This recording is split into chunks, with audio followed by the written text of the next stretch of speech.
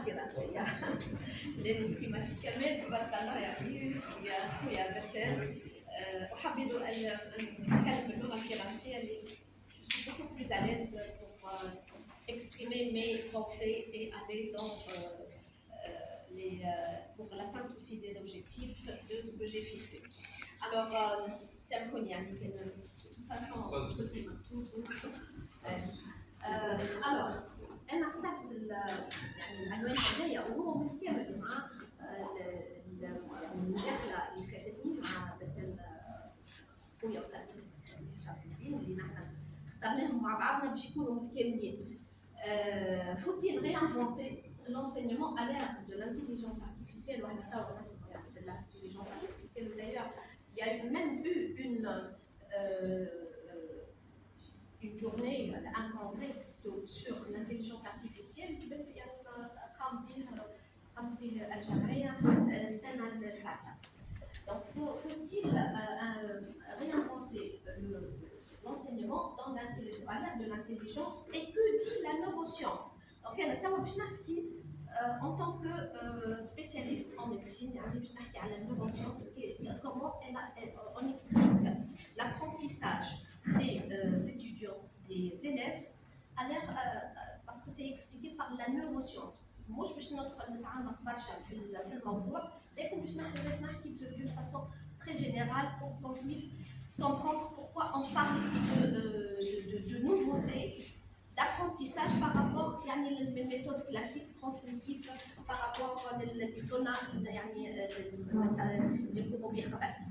la méthode classique.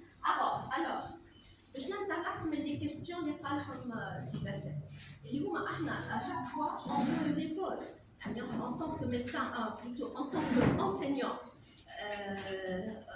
يعني في l'enseignant pour l'enseignement primaire secondaire ou bien même à l'enseignement supérieur. Donc en tant qu'enseignant on cherche à répondre toujours à des questions. Nous sommes très préoccupés par nos étudiants. Comment favoriser l'apprentissage de la lecture, des mathématiques, des sciences, etc. pour nos étudiants? Que savons-nous sur l'apprentissage humain? Qui fait l'étudiant qui est face à moi, comment il comprend? Quel est son processus d'apprentissage? Qui nous permet de conduire à des stratégies d'enseignement qui lui sont efficaces. On a ce souci-là en tant qu'enseignant. Est-ce que mon étudiant il a compris, mon élève il a compris ou pas? Et comment je peux adapter ma façon de faire pour qu'il puisse comprendre et pour qu'il puisse apprendre. Comme ma femme bien l'enseignement puis l'apprentissage. Donc c'est l'apprentissage que nous visons. Encore plus. Quelles sont les causes de l'échec scolaire? Quelles sont ces causes? Quel rapport y a-t-il entre l'apprentissage et les théories de traitement de l'information? Pour apprendre, l'apprenant doit-il faire des erreurs? Des erreurs. Or, l'apprentissage par l'erreur, c'est une pédagogie. Quoi et comment évaluer? Et comment parler de notre nouvelle génération, la génération, ce qu'on appelle la génération Z, le alpha. Comment s'y adapter? Comment adapter l'apprentissage, l'apprentissage que je formule pour mes étudiants? Alors, tant de questions que nous posons pour élaborer des actions qui provoquent des effets d'apprentissage. Je voudrais un tout petit peu parler de l'art de la pédagogie. On a toujours parlé de l'art. Le pédagogue, c'est un artiste. La pédagogie, l'enseignement, c'est un art. Un art, artiste. Donc c'est une discipline et pratique éducative qui puise ses racines très lointaines. Elle a des racines lointaines et on parlait même de pédia dans la Grèce antique. Les pédias, c'est par définition, c'est le programme de formation qui incluait l'acquisition de connaissances académiques, à des valeurs, à des compétences, à du savoir-faire, pour créer un citoyen idéal. Alors, de Platon et Aristote, qui ont les tout premiers qui avaient parlé, qui ont émis des recommandations sur le maintien de cet art. Ils parlaient de l'art de l'apprentissage. Alors, Aristote, d'abord, Platon, c'est le père de la pédagogie. Donc, Platon, dans son livre La République, il cherchait à former une élite intellectuelle. Donc, pour lui, femme à l'élite ou femme à le bas peuple. Donc, c'était juste l'élite pour l'enseignement des savoirs et des connaissances sur les sciences. En revanche, Aristote, dans son œuvre Éthique et Nicomaque, il cherchait la formation d'un individu vertueux, capable de contribuer de manière positive à la société. Il a une vision beaucoup plus large, il visait plus la société. On n'est pas diminué dans ce sens. Donc, Anna Ibn Khaldoun, j'ai cité que Ibn Khaldoun, mais il y a beaucoup d'autres savants qui avaient parlé de la pédagogie. Ibn Khaldoun, dans les sciences éducatives, dans son ouvrage Muqaddimah, il avait ce qu'il avait dit. Donc, il n'utilisait pas le terme sciences éducatives au sens moderne, mais il traitait en profondeur l'éducation, la pédagogie, l'apprentissage et la transmission du savoir. Et d'ailleurs, il avait émis des recommandations. Ces principes étaient l'apprentissage progressif, adaptation au niveau de l'élève. Chaque élève il a son rythme, chaque étudiant il a son rythme d'apprentissage. On n'est pas tous pareils. Il y a des capacités d'apprentissage, il y a des profils d'apprentissage, il y a des méthodes d'apprentissage. Un rôle central de l'enseignant, maintenant on parle plus de l'enseigné que de l'enseignant, mais l'enseignant, avant, c'était le détenteur de l'apprentissage. Juste, il y a eu un switch maintenant, parce que maintenant, les choses ont changé. L'information existe partout. Avant, l'information n'existait que dans la tête de l'enseignant. Et la finalité éthique et sociale du savoir. Donc, c'est l'impact social que devrait faire impacter l'apprentissage sur la société, ou l'apprenant sur la société. Alors, vous savez que la pédagogie, elle se situe au carrefour des sciences, de la psychologie, des sciences éducatives et des sciences humaines, de la psychologie, de la sociologie, de la philosophie et des sciences éducatives. C'est les sciences, psychologie, sociologie, physiologie, c'est le nouveau-né pour la pédagogie, c'est le nouveau-né de ces sciences éducatives qui ont été expliquées maintenant par les neurosciences. Les neurosciences ont impacté énormément l'explication des processus d'apprentissage et par conséquent des processus de la mise en place des stratégies pour qu'un apprenant puisse avoir un apprentissage adapté à son rythme. Donc, ces sciences éducatives et cette pédagogie, il y a eu beaucoup de courants pédagogiques d'apprentissage. Il y a eu l'apprentissage transmissif par le behaviorisme, par le cognitivisme. Nous sommes maintenant au connectivisme parce que nous sommes tous connectés. Tous, nos enfants sont connectés. On ne l'est pas parfois, mais nos enfants sont tous connectés. Et donc, dans chaque courant de pensée, il y a une stratégie d'apprentissage qui devrait être affinée. Donc, les neurosciences cherchent à comprendre comment le cerveau fonctionne, comment il apprend, comment il mémorise, comment il réagit aux émotions et comment il interagit avec le corps et l'environnement.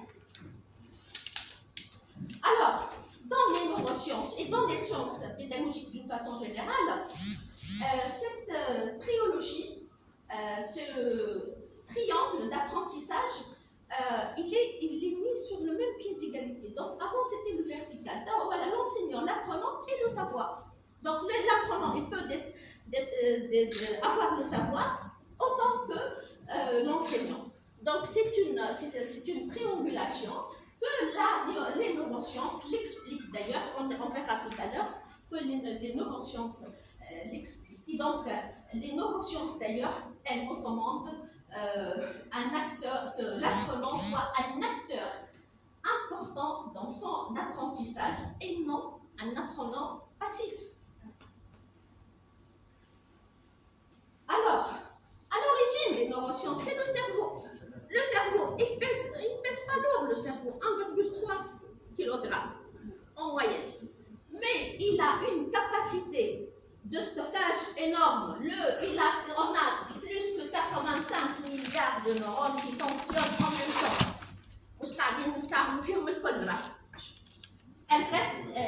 Le cerveau reste encore énigmatique. On ne le connaît pas bien. Malgré que maintenant, on est en train de comprendre ces processus, entre autres bien sûr le processus d'apprentissage. Et donc il y a eu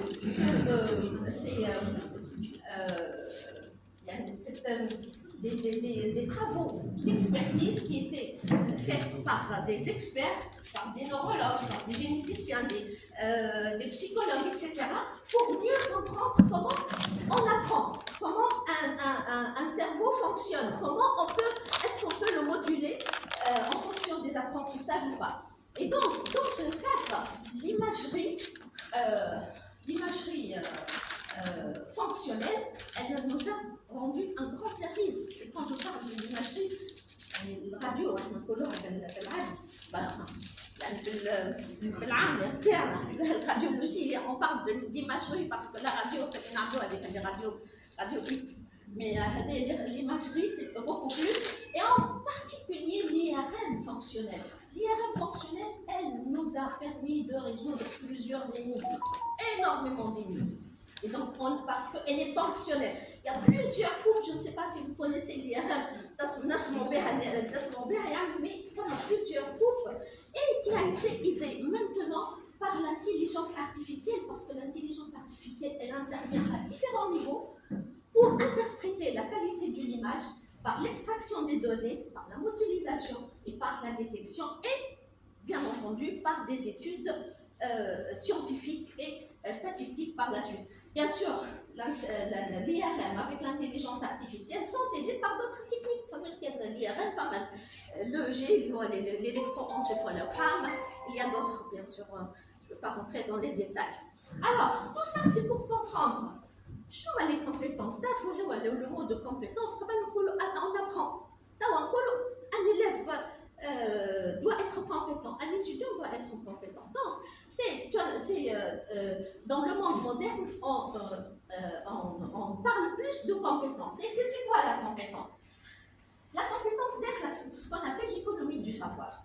Donc, l'économie du savoir, c'est caractérisé par un déplacement significatif de l'accent mis sur la production matérielle vers la valorisation des connaissances, etc. Je ne vais pas rentrer dans les détails parce que je n'ai pas beaucoup le temps, mais une compétence, bien sûr, il y a plusieurs sortes de compétences. Je vais m'attarder un tout petit peu sur les compétences. Donc, les compétences selon le bras, selon le bras, les compétences, c'est un contenu, c'est un contexte, et c'est une capacité d'apprentissage.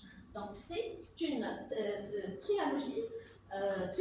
Et donc, le bras, il en avait parlé aussi. Si on veut aller un tout petit peu dans les détails, les compétences, c'est au carrefour du savoir-faire et du savoir-être dans un contexte particulier. Les neurosciences vont expliquer l'importance du contexte.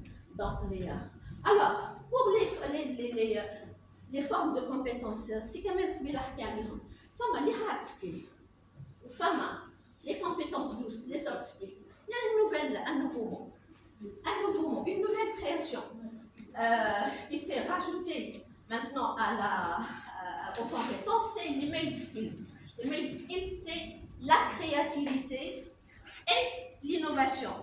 Nos enfants doivent être créatifs et innovants.